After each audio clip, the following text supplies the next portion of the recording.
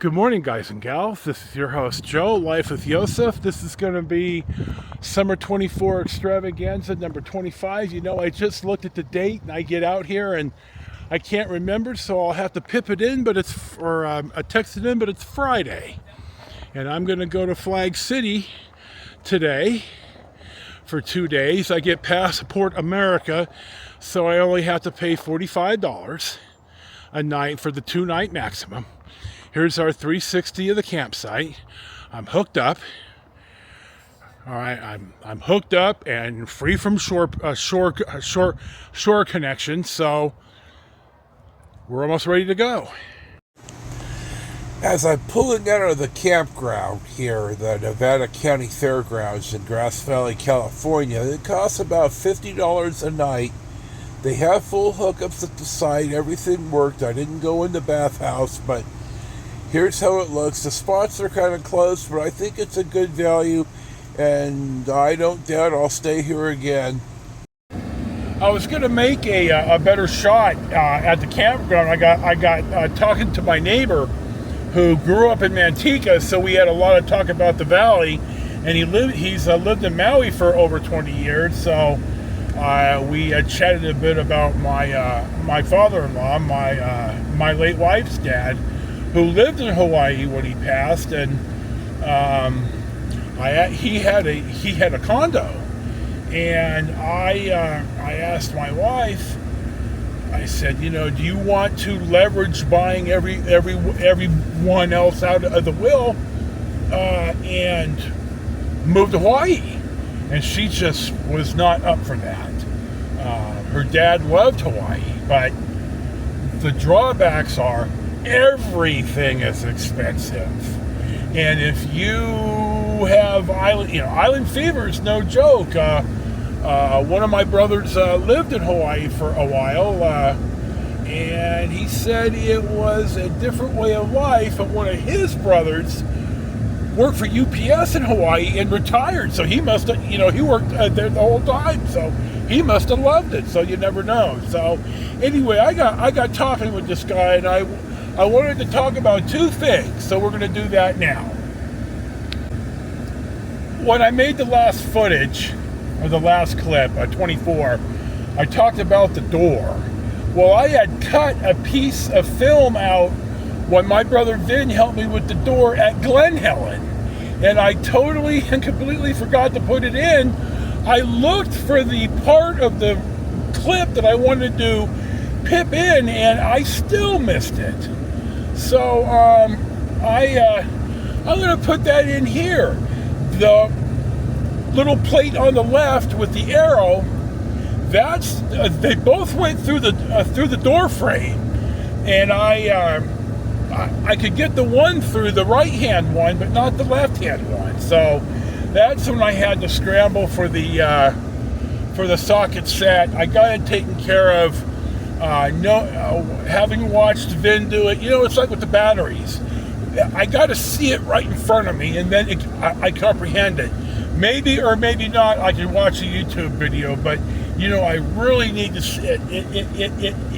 It's a drawback to this ADHD nonsense. So that's one of the things that I wanted to talk about. Last week when I was house sitting, Paul and his wife Erin and I were in the backyard with the pups, and Erin was asking about Loki's gift, and I kind of, I gave her the short version. Now I'm going to aside here that the 7-year anniversary of Loki's gift is next week, and I've got new subs and stuff, so I'm going to talk about the 7 years next week on the anniversary. So we'll get back. So I said about the nausea, and so Erin takes this, and she gets it on Amazon. So she left the bottle out when they left, and I took some that day. I take it in the morning, and now I've been taking it in the morning and at night, and in concert with my prescribed medication. It's not Phenergen. I can't think of what it is. And I take ginger and I take this stuff, and I feel better. I don't feel good, but I feel good enough to, like, today I got up, I went and I got something to eat, I got gas, I picked up some Amazon and Staples, and I started to feel real bad because I forgot to take my meds. I took everything, including this stuff, in the blue bottle, and, right now, I took it maybe an hour ago, and so we're cruising. We're on our way to Flag City in Lodi. It's not going to be a long day. My arrival time is probably 90 minutes. I'm staying there till Sunday. I'm going to go back to the Hideout on Sunday, and that'll wrap up the Summer 24 Extravaganza. Odds are that I'm going to just make this one film today and Sunday, but we'll see when the time comes. So we'll see what's next. Here we are pulling into Flag City. I skipped all the highway footage. There's a lot to see. So we're pulling into our spot. This will wrap up this day, but I'll probably tack on Sundays onto this. So we'll see what's next. Hey guys and gals, it's about 11:30 in the morning. I'm a little bit late getting out of here. I'm at Flag City in rural Lodi, California. I got here Friday. I stayed Friday night and Saturday night on the Passport America. I felt pretty lazy yesterday, so I just extended a day at the full price, which I think they charged $95 because the people next to me on Saturday had a Cruise America rental, and the guy was from Switzerland and the gal was from Germany. And the gal made the comment about it was $95 to stay here, and she thought it was expensive. And I explained to her, well, I've stayed here more than once and I've lived here, and if you're just going to come in for one night, I mean, it is expensive, and you probably paid for more services than you really need. I told them I've been back into this now for about a few months now, and I've noticed, even from the last time to this time, and I've said this, how much more expensive campgrounds and RVs are, and or RV parks, and you're even at the fairgrounds in Grass Valley, it was $50. It's just going to be like that. So I'm going to get out of here, but I'm going to pan here really fast. I think Flag City's a nice park, and they've always taken good care of me. I think they consider me a valued client. Now, the last two times I stayed here, I did stay here on the 2-for-1 Passport America rate. If you're going to stay here, you're going to use this as a base camp to sightsee San Joaquin County. This is big wine country out here. And you're close to the Delta and a lot of things. So it certainly is a pretty centrally located park. They have a pool, a hot tub, and the laundry is all, and they have like 3 different laundry buildings, and they're always really, really nice. So yeah, there's a reason that they charge $95, and it is a nice place.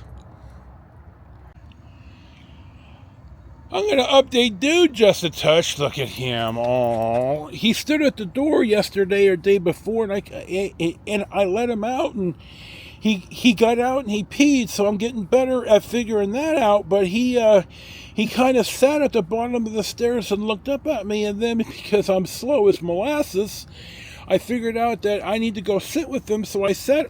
God damn it. Hold on. The microphone little fuzzy thing came off, so I got down and I sat here at the picnic table where I'm sitting now, and he put his front legs on my knee and wagged his tail, and I petted him, so I figured out that he wants me to come sit outside with him, and bluntly, I probably need to be doing more of that. Okay, what am I doing here? This gimbal, there we go.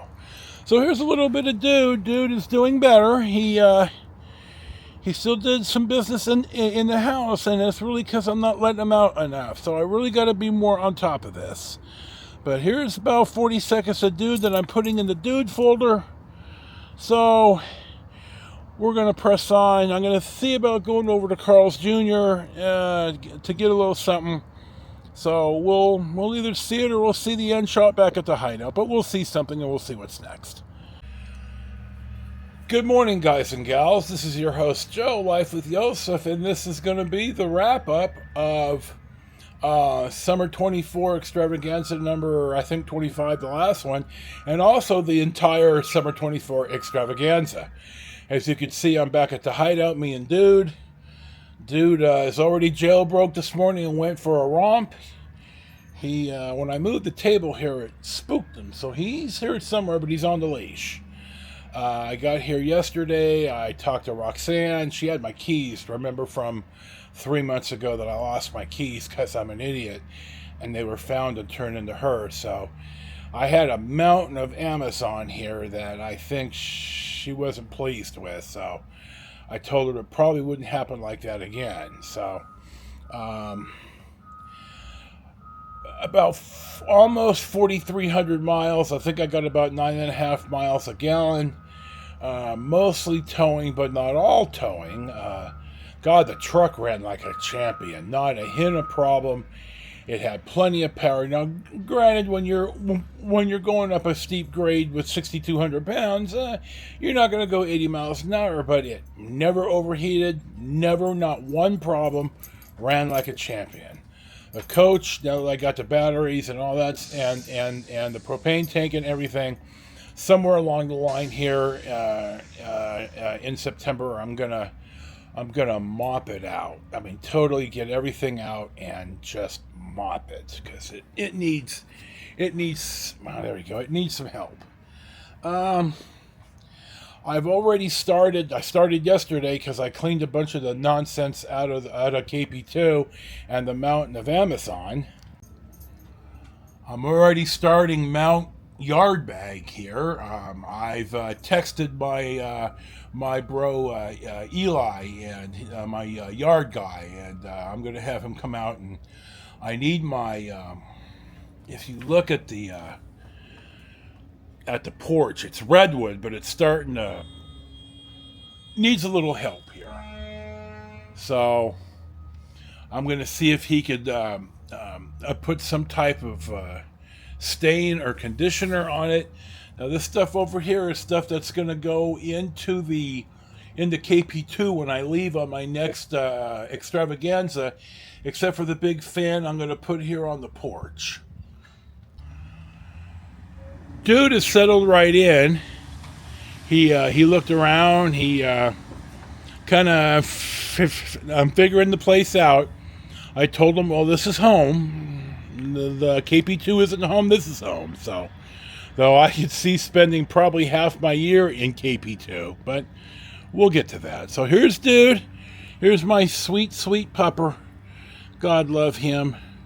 He's such a good companion. And I learned that he will absolutely choose violence if he thinks I'm in any type of danger. God love him. May Freya show favor to Dude on the hunt now and in the afterlife. I watch a lot of YouTube, as I've alluded to, and I watched a guy that I've only watched a couple of clips of his. He was recently dry camping north of Kernville along the Kern River, way 14, 15 miles upriver from Kernville. And as I'm watching, it's all dry camping now, and as I'm watching him, he's got the Starlink, the little one, attached to his trailer. And I asked him in the comments about it, and he said he liked it and it hadn't let him down. Now, I've talked about the Starlink, and I've looked into the Starlink, and I didn't realize this, but this guy said that you could pause your service. So, and they do it by the month. So, I'm to me, that's a selling point, because I'm finding certainly in